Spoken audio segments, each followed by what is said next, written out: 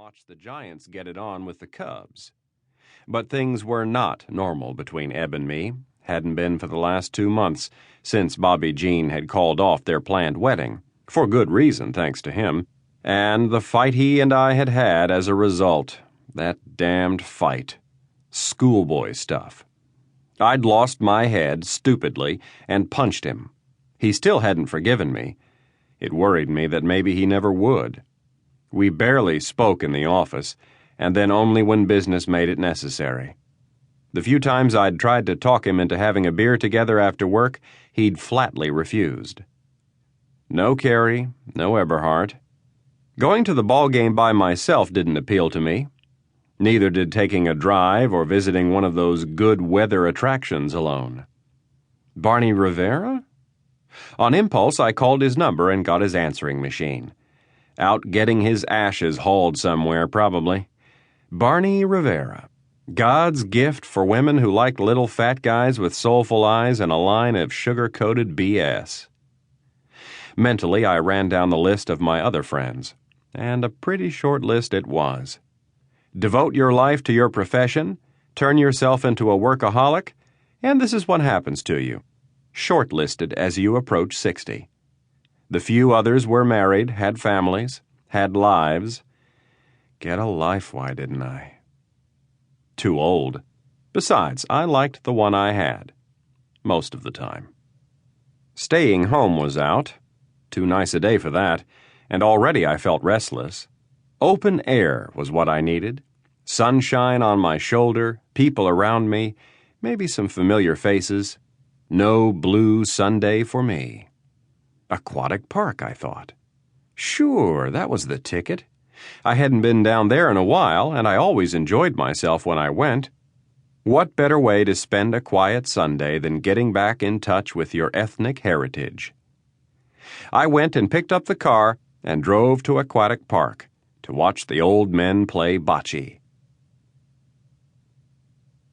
In San Francisco, in the last decade of the 20th century, bocce is a dying sport. Most of the city's older Italians, to whom bocce was more a religion than a sport, have died off.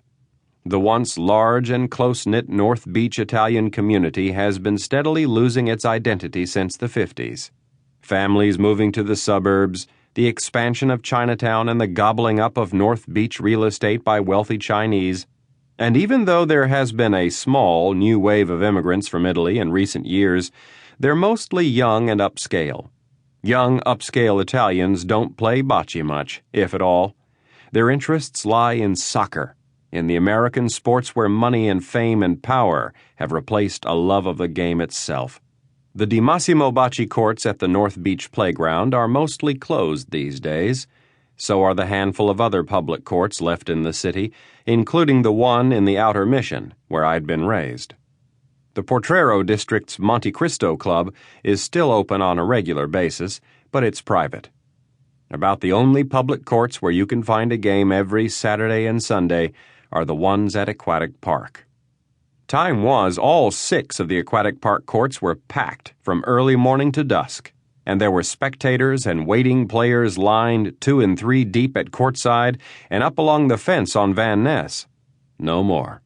Seldom now is more than one of the courts used, and the players get older and sadder and fewer each year. There were maybe 15 players and watchers on this Sunday, almost all of them older than my 58, loosely grouped around the 2 courts nearest the street.